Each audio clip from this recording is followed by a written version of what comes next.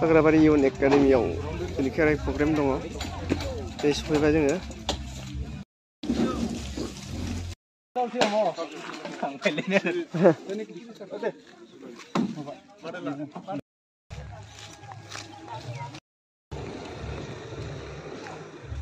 मोजां साजायदो। सिङाव हाबबाय जोङो।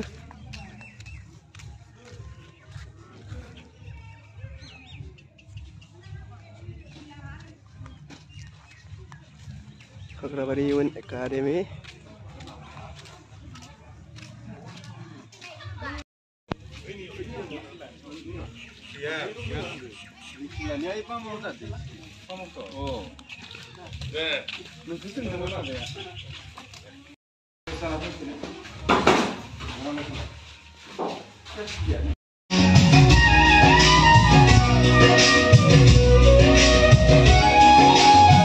जोंनि हानजाया आर'जआव बाहागो लानाय हिसाबै फैग्रोदो। जोंनि हानजाया आर'जआव बाहागो लागोन। बिदिनो जालांबाय थादो।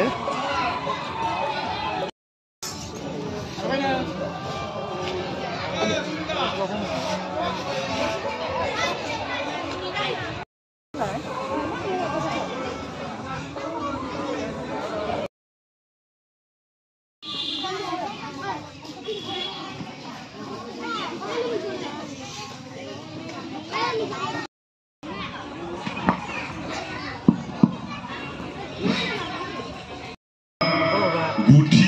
बोसोरारि जे गोथार बाथौ सान हाबाफारियाव जोङो दायो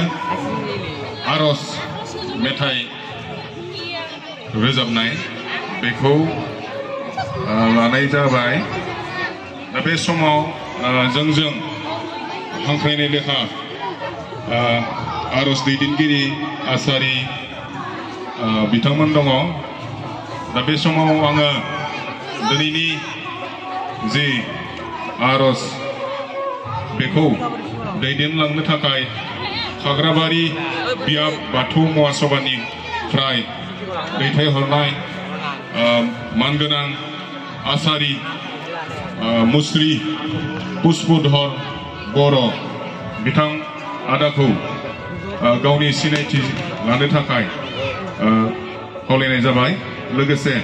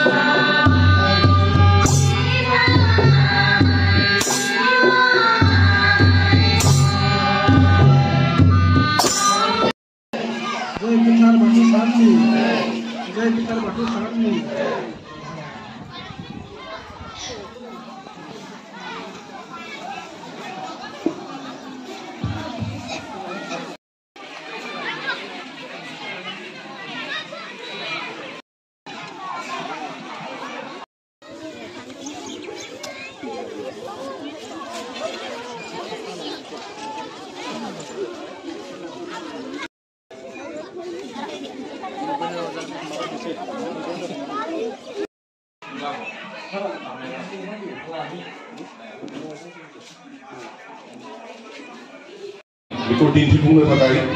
जोङो इयुन एकाडेमि जानानै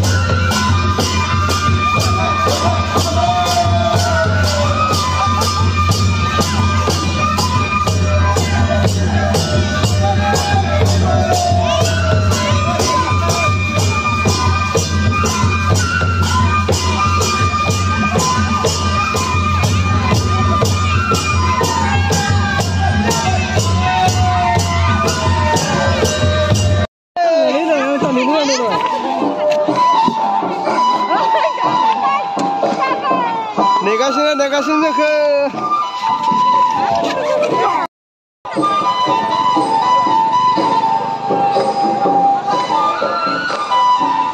जोंनि खेरा हानजाखौ हरनि समावनो हाख्लायदो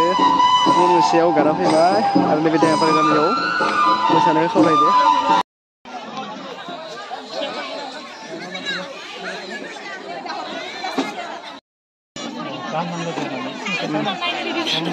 हरनि समाव बाथौ फुजा दिनै बाथौ सान थियारि जाबाय जोंनि हानजाया मोसानो थाखाय हरनि जोबनायाव बयबो रायजोफोरा खेरायदों होननायखाय फैनो नायनो नेगासिनो थियारि जागासिनो माबायदि फैयो फाइ जानाया माबायदिलै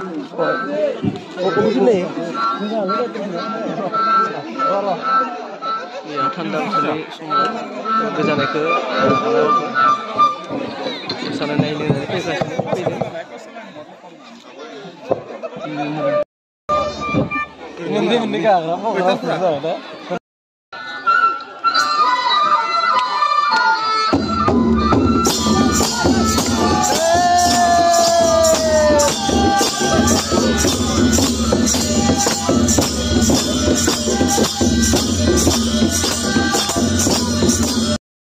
सान गोरलै गुदि फरायसालिनि दिनैनि नैबे मोनाबिलि समाव थुबुर जानो हानाय बे गामिनि आफादगिरिजों लोगोसे नेहाथारि लोगोसेबाव बे फरायसालिनि फोरोंगिरि जुलुमिसार फरायसुला फरायसुलि नोंथांमोन लोगोसेबाव बे गामिनिनो सान गोरलै आफादनि बायदि बिबानाव थानाय बिबानगिरि नोंथांमोन बे गुसु बोथोराव जाहाथे जोंनि जा मोसाना दिन्थिफुंनायखौ नायनो फैनाय जोंनि आइ आफा बिदा फंबाय गासैनिसिमबो जोङो फिन खेबसेबाव नोंथांमोननो खुलुमनाय सिबिनायखौ जासिबावदों दायो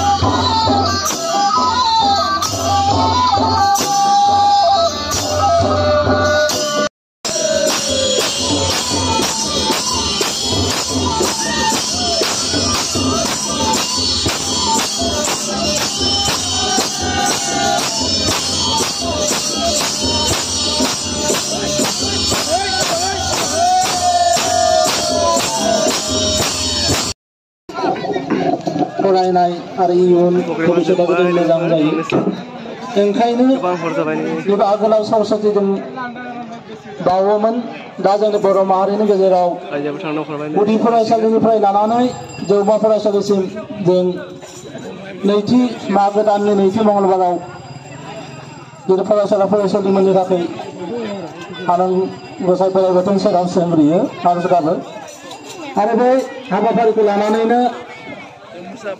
फैनानै नोंथाङा सिनाखि लानांगौ बिथाङानो जोंनि दिनैनि बे खेराइ हान्जाखौ लाबोना जोंनियाव गोजोन फैदों लोगोसे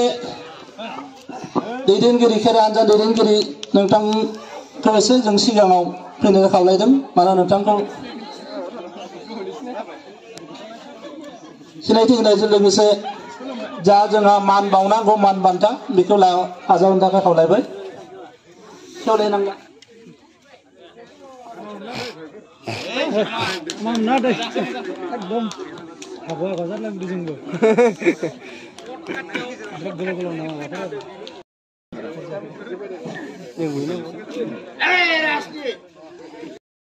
साबायखर थाबाय लोगोसे जाय फैलाव बर'आ नोंथांमोननि मोसानायखौ मोजां मोननायजों लोगोसे नोंथांमोना जे खस्थ' खालामनानै बेयाव जोङो मोसाग्लांना देखायबाय ओंखायनो बिथाङा गावनि पकेटनिफ्राय 500 रां मोनसे बान्था बावनो नागिरदों आजावनाय खावलायबाय साहा लोंलांनो थाखाय साबायखर थाबाय लोगोसेनो जोंनि गामिनि गासै रायजो राजा नोंथांमोना दिनैनि बे हाबाफारियाव बाहागो लानो थाखाय बिथांमोननि मोसानायखौ मोजां मोननानै जोंनि गामिनिनो मंगल बर' बिथाङाबो 100 रां बान्था बावदों बान्थाखौ आजावनाय खावलायबाय